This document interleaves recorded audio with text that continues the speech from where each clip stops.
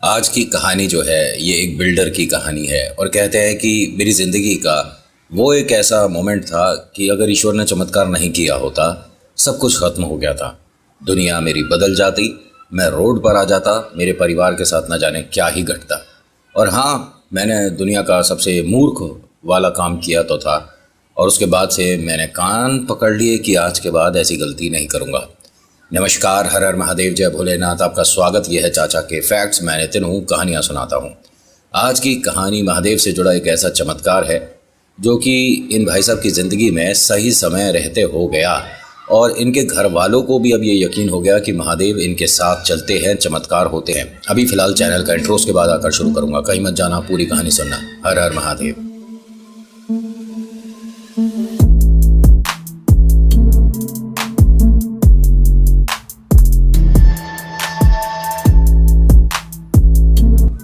अच्छा, कहानी शुरू करने से पहले एक रिक्वेस्ट है कि क्योंकि मैं स्टूडियो से बाहर रिकॉर्ड कर रहा हूँ तो बहुत सारी बैकग्राउंड नॉइस आ रही होगी आपको, उसे अवॉइड करिएगा। आप मेरी कहानी पर, मेरी आवाज़ पर, मेरी बात पर ध्यान दीजिएगा। पहली बार आए हैं और कहानियों में रुचि है तो प्लीज़ 2-3 कहानियाँ देखिएगा। उसके बाद अगर आपको लगता है कि हाँ उचित है, सब्सक्राइब करने लायक है चैनल, तो सब्सक्राइब ज़रूर करिएगा और प्लीज़ लाइक करिएगा। कॉमेंट में लिखिएगा हर हर महादेव, चाचा के फैक्ट्स। आपका नाम, आपकी जगह, कहाँ से वीडियो देख रहे हो, मुझे ज़रूर बताना। आज की कहानी सुखदेव की है। ये बिल्डर हैं और इन्होंने छोटे मोटे बहुत सारे कंस्ट्रक्शन के काम किए थे, लेकिन इनका एक हमेशा टोटका रहा जाता था। ये क्या करते थे, जब भी बिल्डिंग का निर्माण शुरू होता था और चाहे किसी का घर का रेनोवेशन हो रहा है, उसको भी शुरू कर रहे हैं, तो एक महादेव की प्रतिमा, महादेव की मूर्ति, फ़ोटो, कुछ भी लाकर काम शुरू करने से पहले रख कर, हाथ जोड़कर बाबा पर अरदास लगाते थे और कहते थे कि बाबा, काम संपन्न होने तक बिल्कुल मेरा साथ दीजिएगा, यहाँ पर सब कुछ ठीक रहे, कोई समस्या ना हो, मेरे से कोई गलती ना हो, मेरे साथ काम करने वालों से कोई गलती ना हो, भूल चूक माफ़ कर दीजिएगा। और फिर काम शुरू करते थे। हमेशा के मतलब इनका ये रहता था। तकरीबन इन्हें 8 साल का तजुर्बा हो चुका था, लेकिन 8 साल में जितनी बार भी इन्होंने कंस्ट्रक्शन का काम किया है, चाहे वो बड़ा मकान बनाना हो, चाहे बड़ा शोरूम बनाना हो, बड़ी दुकान बनाना हो, ये हमेशा बाबा की मूर्ति, प्रतिमा, फ़ोटो कुछ भी रखते ज़रूर थे। महादेव पर बहुत ज़्यादा भरोसा कि बाबा हर बार संभाल लेंगे। घर में हारी बीमारी होती है तब भी बाबा संभाल लेंगे, पैसे की कोई दिक्कत आती है बाबा संभाल लेंगे, और बाबा ने हर बार संभाला भी है। आप महादेव पर जितना ज़्यादा विश्वास करोगे उतना ज़्यादा महादेव आपको निखारते चले जाएंगे, और ये बात मैं 101% बोल रहा हूँ। आप शुरुआत करके देखिए, फिर तो बाबा के साथ आप ऐसे टारगेट अचीव करते चले जाएंगे जो बहुत समय से आपके अधूरे रह गए हैं। और मैं जीता जागता एग्जाम्पल हूँ आपके सामने, और मैंने भी बहुत सारी परेशानियों के बाद ये अभी फ़िलहाल जो आप देख रहे हो हासिल किया है। बहुत सारा तो नहीं, बहुत से लोगों के तो आज भी मैं सामने कुछ भी नहीं हूँ, लेकिन हाँ, जितना मेरी हैसियत थी, मेरी औकात थी, उससे ज़्यादा ही बाबा ने दिया है। ईश्वर हमें दिल खोल कर हमारी जो ख्वाहिशें हैं पूरी करते हैं। तो आप अगर किसी भी बात को लेकर मन में अभी थोड़े से संकोच करते हो पूजा पाठ करने में, तो कल से ही या जिस वक्त ये वीडियो देख रहे हो उसके बाद से ही शुरू कर दीजिए। ईश्वर पे आस्था रखोगे ना, मन भी बदलेगा, टारगेट भी बदलेंगे और कहीं से कहीं पहुंच जाओगे। होता क्या है कि ये भाई साहब, ये जो बिल्डर है, इन्होंने बहुत छोटे मोटे काम किए, उसके बाद न जाने क्यों ऐसी कोई समस्या आ गई। वैसे इन्होंने मुझे वो ब्रैकेट में लिखा है कि नितिन चाहें तो बता भी सकते हैं, और जब कोई चाहें वाली बात आ जाती है ना, कि क्योंकि इसमें हल्का सा आपको आइडिया देता हूँ, इनके किसी रिलेटिव ने बहुत मोटा पैसों का घपला कर दिया इनके साथ, ठीक है, जिसकी वजह से ये उभर नहीं पा रहे थे। ये मानिए कि अगर इनके बैंक में, इनके घर पर सारे पैसे जोड़ दो और 10 रुपये हैं तो किसी ने इनका नुकसान 100 रुपये का कर दिया, ये मानकर चलो। अब कैसे उसकी भरपाई होगी भैया, कैसे कमाऊँ रात दिन? और ऐसा तो है नहीं कि रोज़ कॉन्ट्रैक्ट मिल रहे हैं, बिल्डिंग बना दो, ये कर दो, वो कर दो, रोज़ तो मिलते नहीं है। अब जो घर में जमा पैसे हैं वो भी धीरे धीरे खर्च होते हैं, क्योंकि इन्होंने कोई ऑफिस भी बना रखा है भाई, वहाँ पर भी किराया जाता ही है, बिजली पानी सब कुछ है, 3-4 लड़के रखे हुए हैं। तो ये सब कुछ देखते हुए इनको ऐसा दिख रहा था कि आने वाले समय में मुझे ये ऑफिस हटाना पड़ेगा, क्योंकि इसका किराया बहुत ज़्यादा हो रहा है, मुझे घर से ही काम कर देना चाहिए। इनकी वाइफ ने कहा कि आप बाबा पर विश्वास करते हो तो अपने मन से अरदास लगाओ और बाबा से कहो कि कोई एक ऐसा काम मिल जाए जिसकी वजह से मेरे बहुत सारे जो मतलब पैसों को लेकर परेशानियां चल रही हैं ये दूर हो जाए। अच्छे से ध्यान है, सोमवार का दिन था, सुबह सुबह बाबा के पास आते हैं, शिवलिंग पर जल अभिषेक कर रहे थे। अच्छा, आपको मैं वैसे कौन होता हूँ बताने वाला, लेकिन बहुत बार मैंने अपने मंदिर में भी, जहाँ भी मैं जाता हूँ महादेव पे, तो वहाँ बहुत से लोगों को, अब खैर बताना वहाँ भी बंद कर दिया मैंने। उन लोगों को लगता है कि तू हमें सिखाएगा, तो इसीलिए मैंने अब बताना बंद कर दिया है। आप घर परिवार वाले लोग हो तो मैं सोचता हूँ थोड़ा सा आपको बता देता हूँ, जो लोग नए जुड़े हैं उन्हें भी बता देता हूँ कि शिवलिंग पर जल डायरेक्ट जाकर मत चढ़ाइएगा। आप घर से जल लेकर जाते हो, चाहे मंदिर में जल भरते हो, ठीक है, लोटे में जल भरा, डायरेक्ट जाकर शिवलिंग पर चढ़ा दिया, ऐसा मत करिएगा। इससे आप बाबा को प्रसन्न नहीं, रोस्ट कर रहे हो। और महादेव रुष्ट हो जाएं तो कितने भी आप सिर से पैर तक के जोर लगा लेना, समय बदल नहीं पाओगे। सबसे पहले कार्तिकेय पे, फिर गणेश जी पे, फिर मैया का जो हाथ है उस पर, फिर शिवलिंग पर। इस तरह से जल चढ़ाया जाता है। इसके अलावा कोई तरीका अपनी तरफ से मत अपनाना। बहुत बार होता है कि हमसे गलती से, भूल चूक से हो जाता है, ठीक है, लेकिन आप वो गलती बार बार करते हो तो पता पड़ता है कि ये जानबूझ के किया जा रहा है। अब आप कहोगे कि नितिन कार्तिकेय पे, गणेश पे कैसे, मतलब, तो आप मंदिर में जो पंडित जी होंगे ना उनसे पूछिएगा, क्योंकि मैं यहाँ से आपको बस ये बता सकता हूँ कि शिवलिंग जिस पर रखा होता है वो मैया का हाथ है, पार्वती माता का हाथ है, ठीक है। और जो उनके लेफ़्ट और राइट है ये गणपति और कार्तिकेय हैं। पहले इन पे जल चढ़ाइए, फिर माँ का जो हाथ है उस पर, और जहाँ से जल नीचे गिरता है उस पर, फिर महादेव पर। होता क्या है कि सोमवार का दिन था, जल अभिषेक करने के बाद इसने महादेव से अरदास लगाई, नंदी को अपना समाचार दिया कि मैं क्या चाहता हूँ। नंदी ने वो बात महादेव तक पहुँचाई और महादेव ने इसके लिए एक ज़रिया खोल दिया। हाँ, घर पहुँचने से पहले इसके मोबाइल पर एक फ़ोन आया और इसके लिए एक बहुत बड़ा प्रोजेक्ट मिला। मीटिंग के लिए बुलाया गया। इसने घर पर जाकर बताया, घर से प्रसाद वगैरह सबको देकर, घर में बच्चों को और धर्मपत्नी माता पिता को, गाड़ी में बैठता है और निकल जाता है। बाबा की मूर्ति को देखता है और कहता है कि बाबा इतनी जल्दी अगर काम होते हैं तो आपने अभी तक मेरी बात सुनी क्यों नहीं थी। और बाबा बस ये वाला काम मिल जाए तो मेरे सच में बहुत बहुत हिसाब किताब ठीक हो जाएगा। और अगर ये काम इन्हें मिला तो अच्छे खासे पैसे वालों में इनकी गिनती होने वाली थी। इतना बड़ा प्रोजेक्ट है और बहुत ज़बरदस्त है। एक पुरानी बिल्डिंग है, उसको अच्छे से रेनोवेट करना है। ये मान लीजिए कि कोई 10-12 मंजिल इमारत बननी है। ये भाई साहब पहुँचते हैं, मीटिंग होती है, प्रोजेक्ट डिसाइड हो जाता है, पैसे वगैरह तय हो जाते हैं, बहुत एक अच्छी रकम इन्हें मिल जाती है। अब काम की शुरुआत होनी है 3 दिन के अंदर। घर पर आते हैं, सब लोग सेलिब्रेट करते हैं, बाबा पर ये मंदिर जाते हैं, वहाँ प्रसाद लगाते हैं और बाबा से अरदास लगाता है कि काम अच्छे से हो जाए, बाबा सब कुछ ठीक हो जाए। अब ये घर पर आए, मतलब आज का दिन बहुत ज़्यादा बेहतरीन गया। ये सोमवार इनका ज़िंदगी बदल देने वाला सोमवार था। इन्होंने घर पर आकर सभी को बताया, खुशी का माहौल था, सब कुछ एकदम बेहतरीन था। अगले दिन फिर से आए मंदिर और इनका ये डेली का था। अब जहाँ इन्होंने प्रोजेक्ट शुरू करा वहाँ पर बाबा की मूर्ति रखी, स्थापित करी, और वही इनका जो हमेशा का था कि बाबा सब कुछ ठीक रहे और काम संपन्न अच्छे से करवाइएगा, सबके साथ रहिएगा, यहाँ जो भी लोग काम करें सब स्वस्थ रहें और किसी को कोई परेशानी ना हो, और काम शुरू। अच्छा, ये जो बड़ी बड़ी बिल्डिंग बनाते हैं इनके लिए भी और सभी के लिए कंस्ट्रक्शन का एक निर्धारित समय होता है कि आप इतने बजे से इतने बजे तक काम करा सकते हैं। जो लेबर है आप उनसे रात में काम नहीं करा सकते, रात के 10, 11, 12 बजे, 1 बजे। ये क्या मतलब है? तो उन्हें आप, वो अलग बात है कि बिल्डर उन्हें रुपया की जगह 2 रुपये और 5 रुपये भी देता है और लोग करते भी हैं।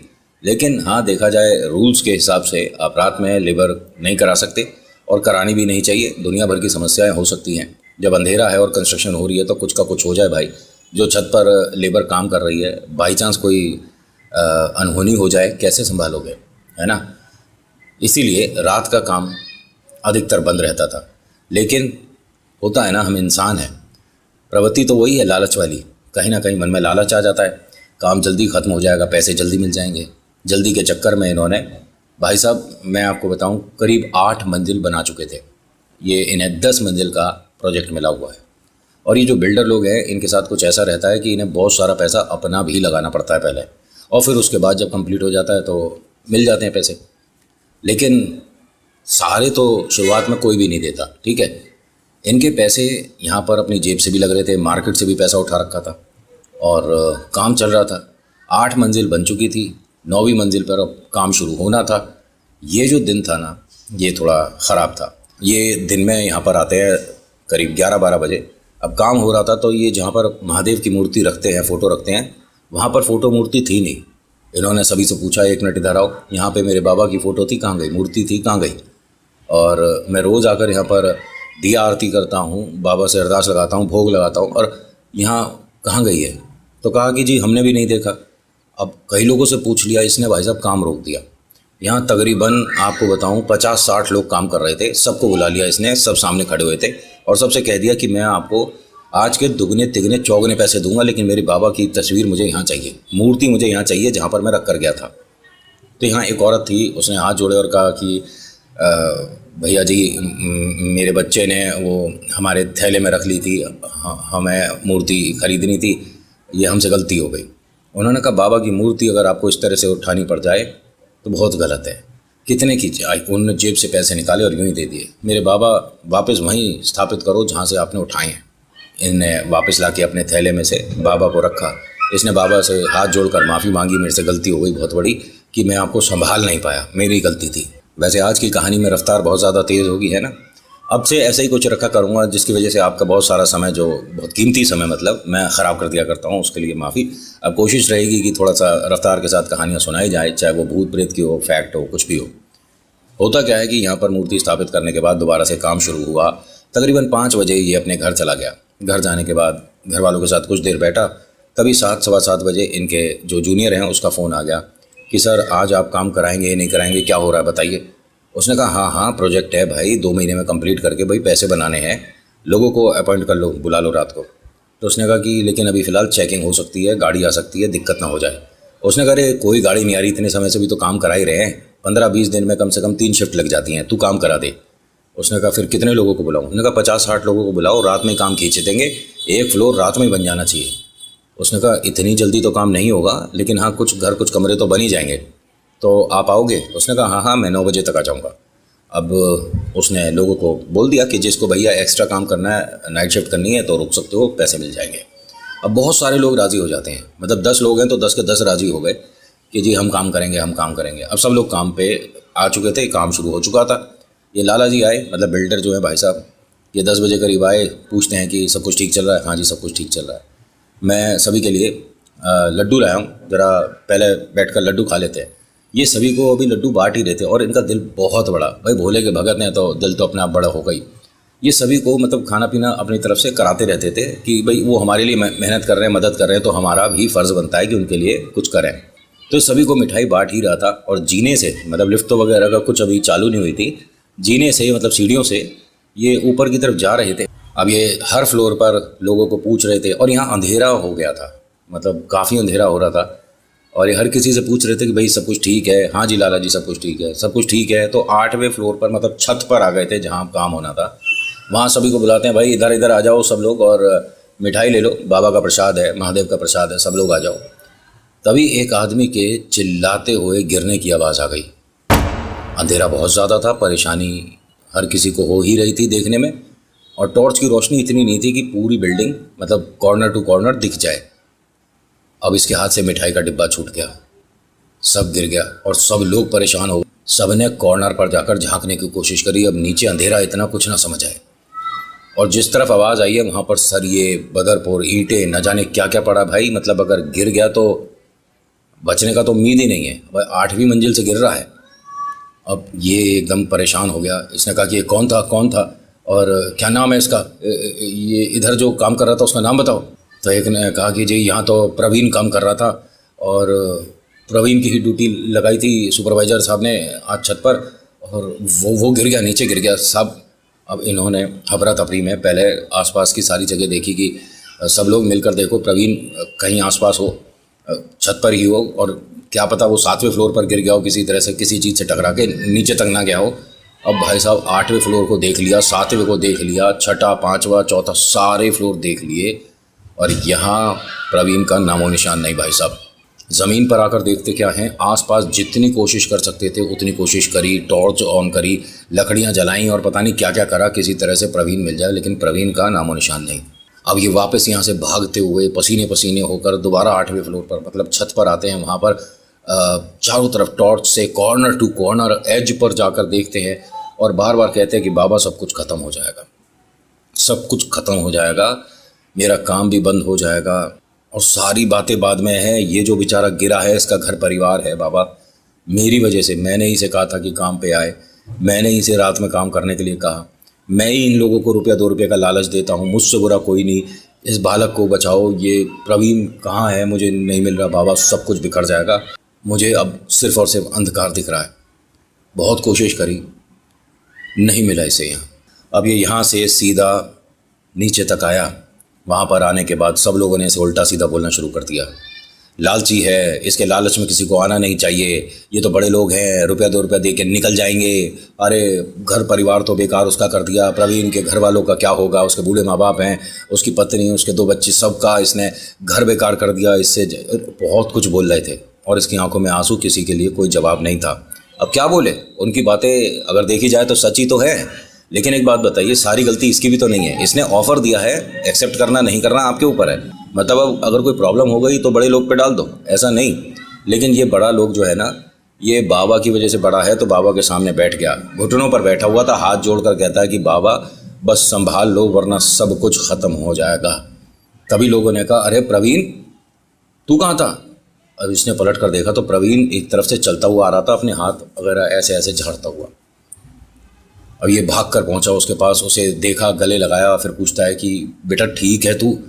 हाँ हाँ लाला जी बिल्कुल ठीक हूँ मैं, लेकिन सारे लोग नीचे क्यों हैं, सब कुछ ठीक तो है, कोई दिक्कत हो गई? तू था कहाँ भाई? मैं यार 8वें फ्लोर पर ही था, सबको पता तो है, छत पर ही था। लाला जी ने कहा कि तू छत से नीचे गिरा था, हमें ऐसा लगा, आवाज़ आई थी। उसने कहा आपको ऐसा लगा था? अरे मैं ही गिरा था। लेकिन प्रवीण कैसी बातें कर रहा है तू, अगर 8वें फ्लोर से गिरेगा तो? करे हाँ जी वही मैं सोच रहा हूँ, मुझे गिरते में तो समझ आ गया था कि अब सब कुछ ख़त्म हो जाएगा, लेकिन ये मानिए कि ज़मीन से मैं ऐसे टकराया था जैसे छोटी सी कुर्सी से गिरा हूँ, मेरे बस ये हल्की सी खरोंच आई है। तो तू इधर से कहाँ से आ रहा था? कह रहा मैं तो मुँह हाथ धोने गया था, बाकी आप सब यहाँ कैसे? अरे हम तेरे को ही ढूंढ रहे हैं, इतनी देर हो गई, तेरे को आवाज़ दे रहे हैं, तेरे को किसी को आवाज़ नहीं आ रही, क्या हो रहा था? कह रहा नहीं वहाँ एक साधु बैठे थे ना, तो उनसे बात करने में थोड़ा मैं बैठ गया था। साधु बैठे कहाँ पे? अब सब लोग टॉर्च और लाइटें ले लेके भाई साहब इन्होंने पूरी जगह खंगाल दी, लेकिन मिल जाए वो साधु?